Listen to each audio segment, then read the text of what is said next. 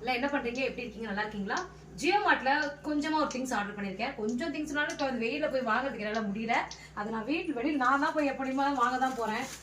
வாங்கினாலும் ஆனா ஜியோ மார்ட்ல இருக்கிறதுனால பரவாயில்ல, சின்ன பொருளாலும் எனக்கு அவங்க ரொம்ப உற்ற நண்பன் ஆயிட்டாங்க. வாங்க என்னன்றதை பாத்துருவோம். இது ஒண்ணு வாங்கினேன், சரி வீட்டுக்கு யாராவது வந்தா ஊத்தி கொடுக்கலாம்னு சொல்லிட்டு இன்ஸ்டன்டா ஒன்று ஜூஸ். கொத்தமல்லி தலை இது வந்து பாத்தீங்கன்னா எவ்வளவு, 12 ரூபா.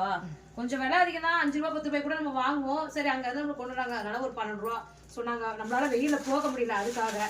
அதுக்கப்புறம் வந்து பாத்தீங்கன்னா கடுகு ஒரு எவ்வளவு, இதை ஆர்டர் போட்டேன் 11 ரூபாவா, 17 ரூபா. 17 ரூபா. 100 கிராம் கடுகு 17 ரூபா. அப்புறம் வந்து லெமன், எனக்கு மெயினா இன்னைக்கு சிக்கனுக்கு புளிஞ்சி கிளீன் பண்றதுக்கு லெமன் இல்ல. லெமன் வந்து எவ்வளவு, 100 கிராமா, 100 கிராம் 11 ரூபா. 100 கிராம் 11 ரூபா. இந்த 3 பழம் 11 ரூபா. பரவாயில்ல தான், ஒரு பழமே 5 ரூபாய்க்கு விற்கிறாங்க. இந்த 3 பழம் 11 ரூபா. இது பெனிஃபிட், இதுவும் பெனிஃபிட்.